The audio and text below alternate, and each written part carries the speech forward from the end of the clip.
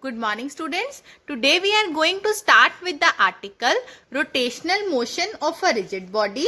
A body is said to possess a rotational motion if all its particles move along circles in parallel planes and the center of these circles lie on a fixed line perpendicular to the parallel planes and is called the axis of rotation.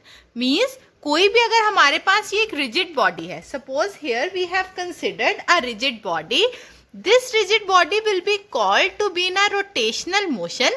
अगर इस rigid body के सारे particles move करेंगे in circular plains and जो सारे particles हैं उनके जो सर्कल्स होंगे, the circular part of all the particles will be parallel to each other और उनका जो सेंटर होगा or the center of all the particles will lie on a plane on a axis and that axis will be known as the axis of rotation. मतलब जो line जिसपे सभी circles के centre lie करेंगे, that line will be called as their axis of rotation. Here we have been shown a rigid body being rotated anti-clockwise through z-axis. इसका जो rotation है, sense of rotation है, वो anti clockwise है और वो किसके अराउंड रोटेट हो रही है? It is being rotated about the z-axis. Now हमने क्या किया, हमने एक पार्टिकल लिया P.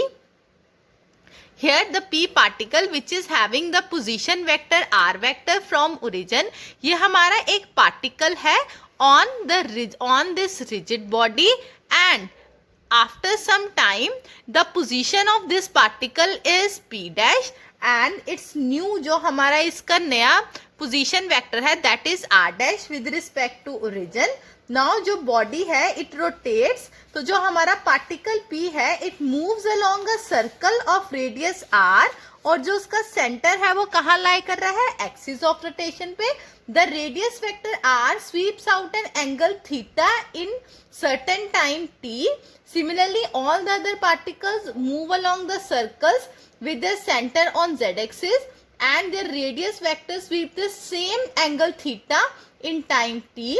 इसका मतलब जो सारे particles हैं they have the same angular velocity और angular velocity का फॉर्मूला क्या होता है? Theta upon T. जो हमारा जो एंगुलर, जैसे हमारी जो लीनियर वेलोसिटी है उसका क्या होता है formula? Displacement upon time. And यहाँ पे एंगुलर डिस्प्लेसमेंट क्या होती है? जितना वो एंगल स्वीप करता है in a particular time. So the value of angular जो हमारी होगी एंगुलर वेलोसिटी होगी उसकी वैल्यू क्या आ जाएगी? Theta upon T. Now we will derive the equations of rotational motion. So to derive the first equation of rotational motion we have जो हमारी angular acceleration है that is alpha, it is equal to d omega upon dt. अब हम cross multiply करेंगे, we will have d omega is equal to alpha dt. Now we will integrate them within the limits. d omega की limit क्या आएगी? Omega naught to omega, जहां omega naught क्या है? उसकी initial angular velocity and omega is the final angular velocity and the time limit is 0 to t. अब जो d omega है उसका जो आपका आफ्टर इंटीग्रेशन सॉल्व करके आएगा वो आएगा ओमेगा. सो ओमेगा में अपर और लोअर लिमिट पुट करके हमारे पास क्या आ जाएगा? Omega minus omega naught. Second side पे alpha is constant, it will come out of the integration और अंदर आपके पास बचेगा t और t की जब आप लिमिट्स पुट करोगे you will have t minus 0. So you get the first equation of rotational motion as omega is equal to omega naught plus alpha t. Next for the second equation we have the angular velocity is given by d theta upon dt. मतलब rate of change of angular displacement with respect to time. Cross multiplying we will have omega dt is equal to d theta.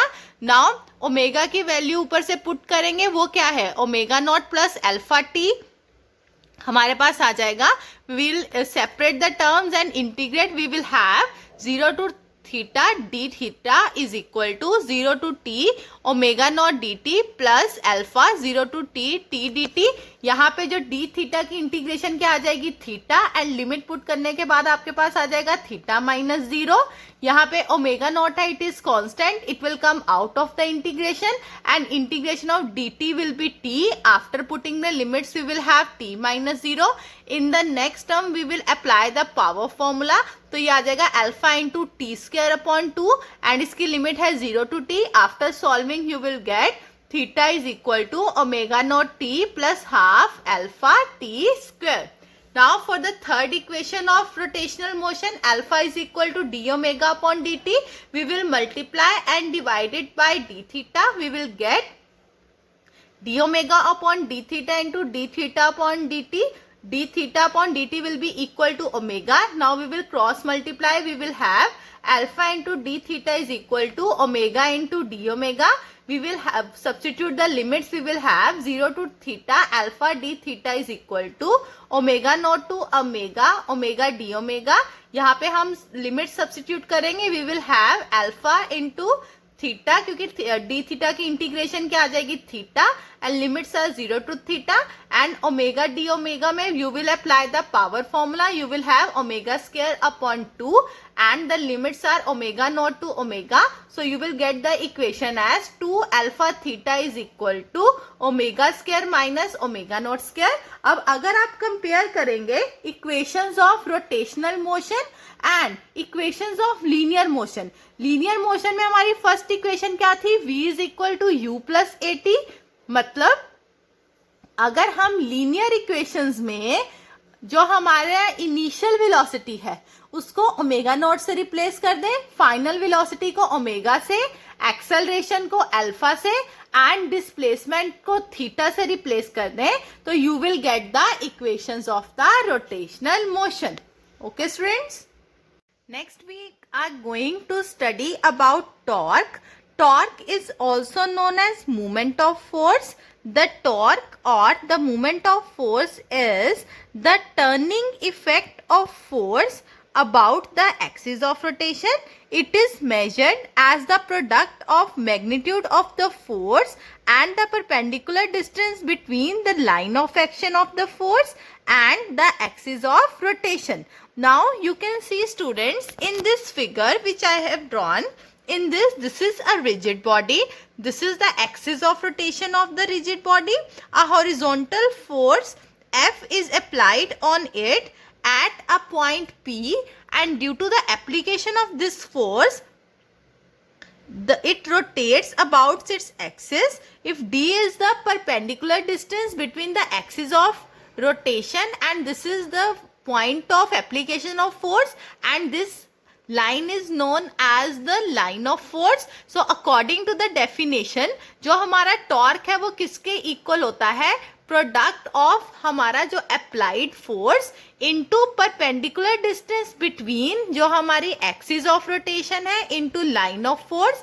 So the distance between the axis of rotation and line of force is d. So we have torque is equal to f into o n, that is torque is equal to f into d. The dimensional formula for torque क्या होगा? Dimensions of f into dimensions of t. D dimensions of f क्या है? हमारे force के dimensions क्या होते हैं? M l t minus 2 and dimension of distance is L. So the dimension of torque is ml2 t minus 2. Now we will talk about the unit.